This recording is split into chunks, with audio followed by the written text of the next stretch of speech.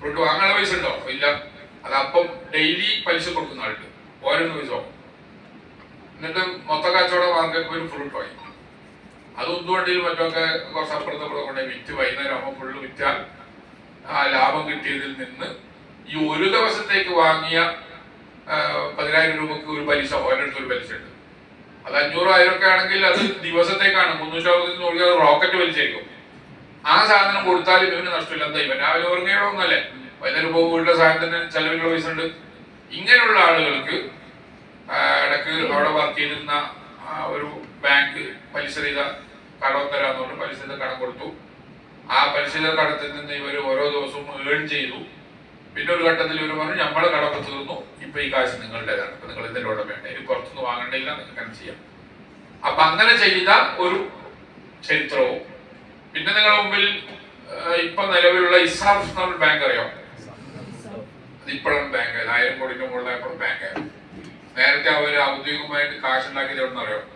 ബംഗ്ലാദേശിന്റെ വിദേശ minister doctor Yunus കൊടുത്ത ഒരു 10 ലക്ഷത്തിന്റെ ഒരു കടാണത്. അതുകൊണ്ടുവന്നിട്ട് ഇവിടെ മൈക്രോ ഫിനാൻസിലൂടെ തൃശ്ശൂരും ഇവിടെ ഒക്കെ ഓരോ ഗ്രാമങ്ങളിൽ അധ്വാനിക്കുന്നവർക്ക് കടം കൊടുത്തു. കിട്ടൂല എന്ന് വിചാരിച്ചു കൊടുത്താണ്. അവരോട് പറഞ്ഞു നിങ്ങൾ മെല്ലെ മെല്ലെ ഓരോ ദിവസവും കുറച്ച് പൈസ കൊടുത്തിട്ട് അടച്ചു. പക്ഷെ അവരോട് നമ്മളെ അത്ഭുതപ്പെടുത്തിക്കൊണ്ട് 98% ഈ അധ്വാനിക്കുന്ന ആൾക്കാരും അതിൽ പെണ്ണുങ്ങളാണ് കൂടുതൽ, എല്ലാവരും തിരിച്ചടച്ചപ്പോൾ 6 മാസം ഒരു കൊല്ലം കൊണ്ട് അവർക്ക് അടക്കം കിട്ടി. അപ്പൊ അവരോട് പറഞ്ഞു നിങ്ങൾ നിർത്തല്ല, ഇനിയും അടക്കുക, അത് നിങ്ങളുടെ സേവിങ്സ് ആയിരിക്കും. അങ്ങനെ സേവിങ്സ് വർദ്ധിച്ചു. അതിന്റെ മേൽനോട്ടം ഇവർ നടത്തിക്കൊണ്ടിരുന്നു. പിന്നെ അപ്പുറത്ത് കടം കൊടുത്തു, അവരും ഇതേപോലെ സേവിങ്സ് ആയി. ഏകദേശം ഒരു കയ്യിലൊക്കെ ഏകദേശം 1000 കൂടി ആയപ്പോൾ അവർ ബാങ്കിനെ അപേക്ഷിച്ചു. ഇപ്പൊ ഫുൾ ഫ്ലഡ്ജ് ബാങ്കാണ്. നമുക്ക് ബാങ്ക് വേണ്ട, പക്ഷെ ആ ഒരു മോഡല് നമുക്ക് പിന്തുടരാവുന്ന ചില ഇനങ്ങളൊക്കെ ഉണ്ട്. അപ്പൊ എല്ലാവരും കൂടി അധ്വാനിക്കുമ്പോൾ മാത്രമേ റവന്യൂ ഉണ്ടാവുകയുള്ളൂ. ഒരു ഹദീസിൽ തിരുനബി സല്ലല്ലാഹു അലൈഹി വസല്ലം പറയുന്നു, സക്കാത്ത് ശേഷം വരുന്നുണ്ട്. സക്കാത്തിന്റെ സിസ്റ്റം അനുസരിച്ച് പിന്നെ പ്രായമുണ്ടോ ആൾക്ക്, വേറെ കഴിവുണ്ടോന്നല്ല. സക്കാത്ത് നോക്കല് ഇയാൾക്ക് സക്കാത്ത് കൊടുക്കേണ്ട മുതലുണ്ടോ നോക്കണം. അപ്പൊ ഒരു വലിയ റിച്ച് മാന്റെ മകൻ ചെറിയ കുട്ടി അനാഥയാണ്, അയാൾ മരിച്ചു, കുട്ടി അനാഥയാണ്, പക്ഷെ അവന് ഒരുപാട് കാശുണ്ട്. അപ്പൊ ആ കാശ് എല്ലാ കൊല്ലവും എന്ത് ചെയ്യണം, അതിന്റെ ബന്ധപ്പെട്ട ആളുകൾ കണക്കൂട്ടി സക്കാത്ത് കൊടുക്കണ്ടേ. ഇതിനെ കുറിച്ചാണ് തിരുനബി സല്ലല്ലാഹു അലൈഹി വസല്ലം പറയുന്നത്, അനാഥകളുടെ മുതൽ സക്കാത്ത് കൊടുത്ത് തീരരുത്, പകരം നിങ്ങൾ അതിനെ ബിസിനസ് ചെയ്ത് വർദ്ധിപ്പിക്കണം. ആ കുട്ടി വലുതാൻ വേണ്ടിയുള്ള കാശ് വേണ്ടേ? നേരത്തെ പറഞ്ഞ പോലെ 2.5% സക്കാത്തിന്റെ. 40 കൊല്ലം കഴിയുമ്പോഴേക്കും ഒന്നും ഉണ്ടാവില്ല. ഒരാൾ മറ്റേ കടം കൊടുത്തിട്ട് ചോദിച്ചോ, 40 കൊല്ലം കഴിഞ്ഞാൽ തിരിച്ചു കൊടുത്ത് ആ കൊല്ലം സക്കാത്ത് ഒന്നും ഉണ്ടാവില്ല. 40 200. അപ്പൊ എന്നതുപോലെയല്ല. അതുകൊണ്ട് അത് അങ്ങനെ നശിക്കാതിരിക്കട്ടെ, പകരം നിങ്ങൾ ബിസിനസ് ചെയ്ത് നിങ്ങൾ വർദ്ധിപ്പിക്കണം.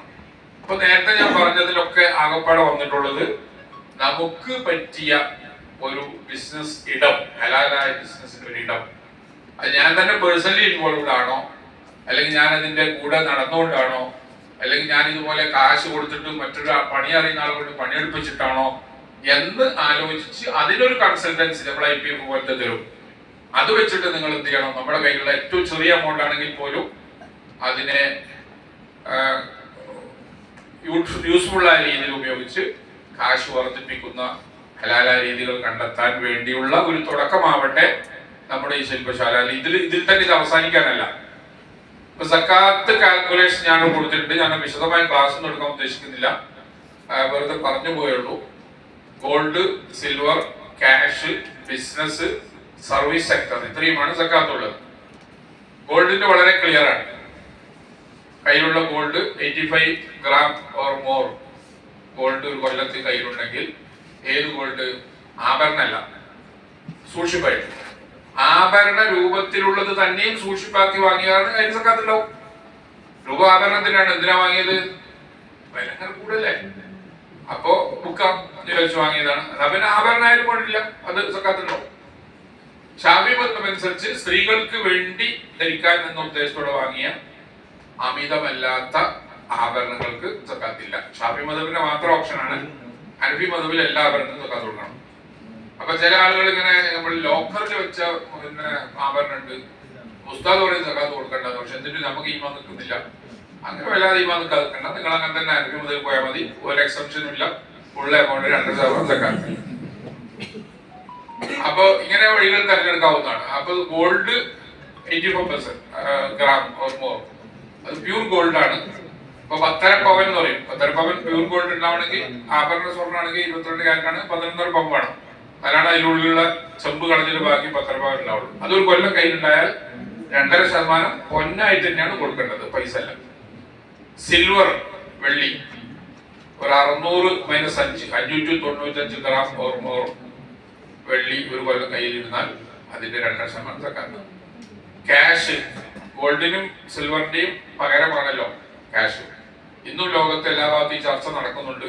ഒരു ന്യൂനപക്ഷം ആളുകൾ ക്യാഷിന് സക്കാത്തില്ല, സ്വർണത്തിനും വെള്ളിക്കും മാത്രമേ തിരുനബി സ്വല്ലല്ലാഹു അലൈഹി വസല്ലം സക്കാത്ത് ഉണ്ടെന്ന് പറഞ്ഞിട്ടുള്ളൂ എന്ന് പറയുന്നവരുണ്ട്. പക്ഷെ അതേ സമയത്ത് എല്ലാ മദ്ഹബിന്റെയും 99% പണ്ഡിതന്മാരും സ്വർണ്ണവും വെള്ളി എന്താണോ ചെയ്തിരുന്നത് അത് ഇന്ന് ചെയ്യുന്നത് ക്യാഷാണ്. എല്ലാ നാട്ടിലും സ്വർണ്ണ നാണയം എവിടെയും നാണയമായിട്ട് നിലവിലില്ല.